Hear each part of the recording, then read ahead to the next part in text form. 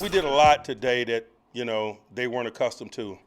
They had only had 13 3-and-outs through 9 football games. That was an agenda of ours. 47% of their drives reached the red zone. That was an agenda of ours. They're a dangerous group. They're a hot group. But we want to be the firemen. We want to put that stuff out. I mean, there's no lies there. But I think when we take a step back, all of us tend to focus on the last play of the game. So the question to you, Damien, is do you think the refs cost Washington the football game? No. What do you mean cost Washington the football the game? call, About the spot? I mean, Yeah.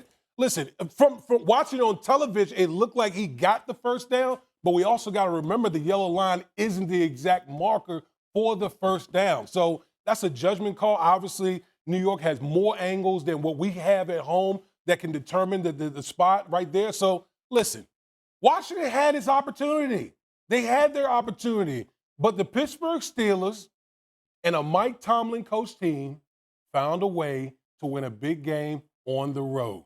Okay, I sat there on Get Up this morning, and I said it again. Anyone who doesn't think that the Pittsburgh Steelers aren't in the Super Bowl conversation, they are kidding themselves right now. When you are coached by Mike Tomlin, okay, Russell Wilson is playing.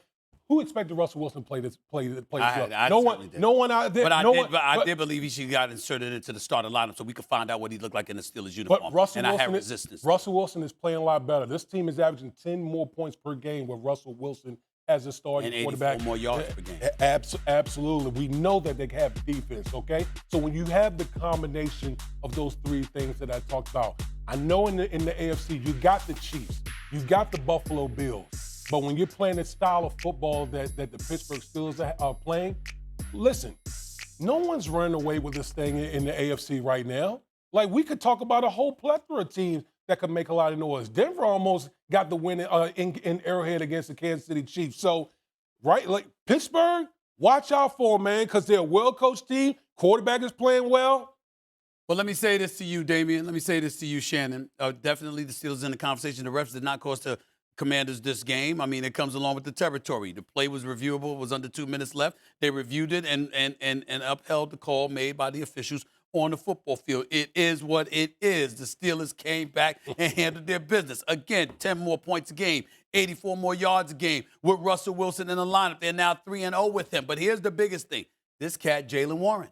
And now he's improved their running game. They're averaging over 159 yards rushing per game with him in the lineup. With him in the lineup, the Steelers are 7-0. Without him in the lineup, they're 0-2. I'm paying attention to that because you can run the football effectively, okay? Obviously, you don't need the quarterback to always save the day. Najee Harris is looking much, much better, by the way. Pickens is looking much better with Russell Wilson in the lineup. And the defense held Washington to a season-low 242 yards, made him punt 6 times, and Jaden Daniels, okay, Mr. MVP candidate as a rookie, didn't throw a touchdown pass, didn't run for a touchdown either. The Steelers' defense showed up when they needed to show up and handled their business. And what are we lamenting about the Baltimore Ravens? Their defense. What are we looking at when it comes to Kansas City, even with Patrick Mahomes as their quarterback? The offense. If you're the Pittsburgh Steelers right now, we saw Houston blow a 23-7 halftime lead and couldn't score in the second half, okay? I'm looking at a whole bunch of people in the AFC, and it's getting very, very interesting. And the Steelers are right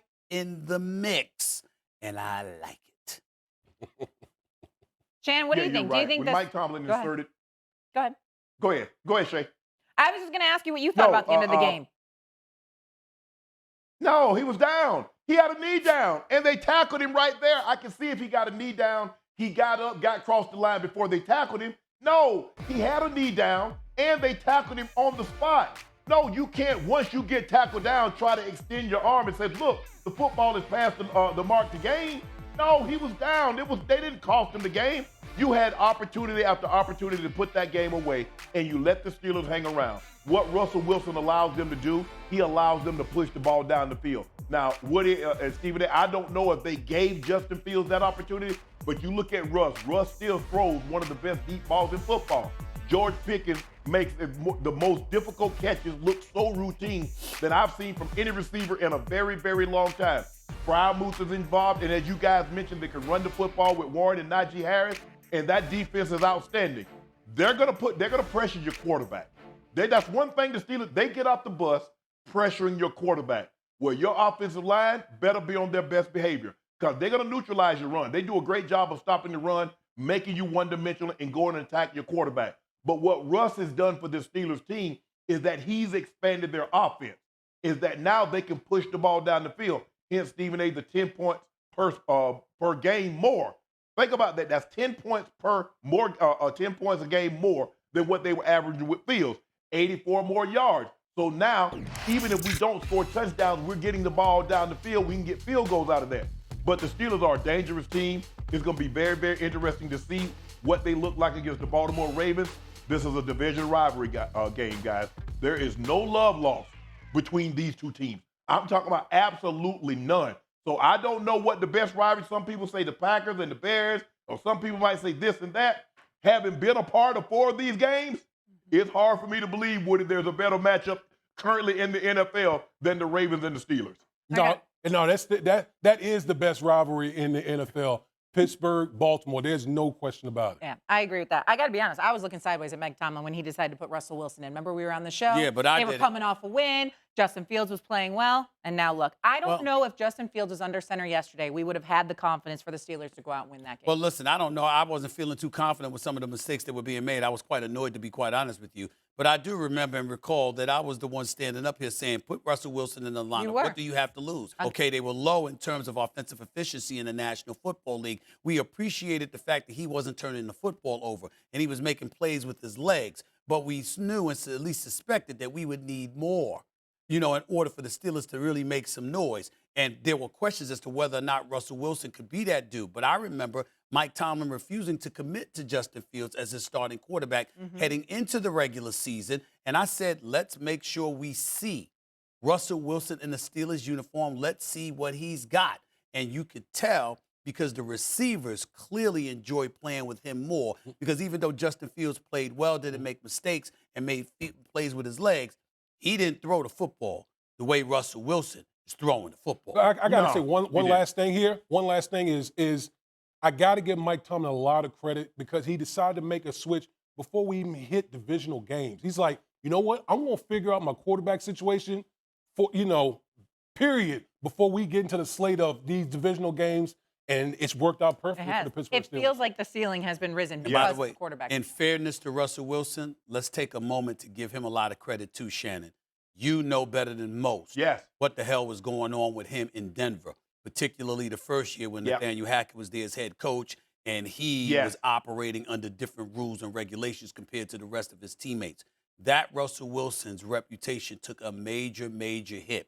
One that wasn't even recoverable last season when he threw 26 touchdowns and 8 interceptions before Sean Payton and those guys decided to bench him because they wanted to make sure they didn't owe him that $39 million that he was going to get this year, or beyond, after this season.